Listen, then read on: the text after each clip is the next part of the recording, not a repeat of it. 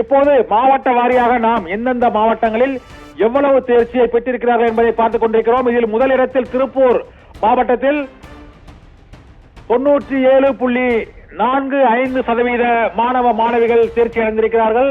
இரண்டாவது இடத்தை சிவகங்கை மாவட்டம் பிடித்திருக்கிறது. சிவகங்கையில் 97.42% மாணவ மாணவிகள் தேர்ச்சி பெற்று இரண்டாம் இடத்தை பெற்றிருக்கிறார்கள்.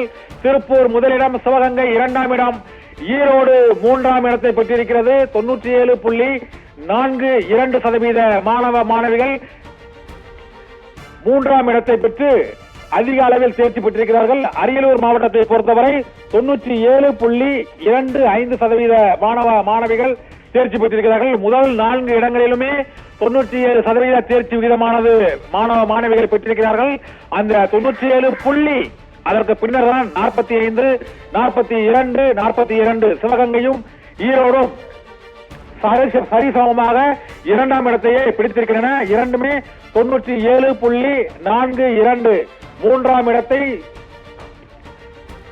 அரியலூர் மாவட்டம் பெற்றிருக்கிறது. மூன்றாம் இடத்தை அரியலூர் மாவட்டமானது 97.25%.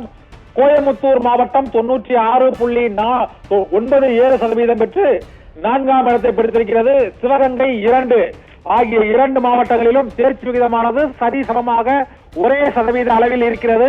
97.42% மற்றும் 97.42% தான் சிவகங்கை, ஈரோடு ஆகிய 2 மாவட்டங்களிலும் தேர்ச்சி விகிதமானது இரண்டாம் இடத்தை பெற்றிருக்கிறது. திருப்பூர் மாவட்டம் முதல் இடத்தை பெற்று 97.45% தேர்ச்சி விகிதத்தை பெற்றிருக்கிறது. அரியலூர் மாவட்டம் மூன்றாம் இடத்தை பெற்றிருக்கிறது.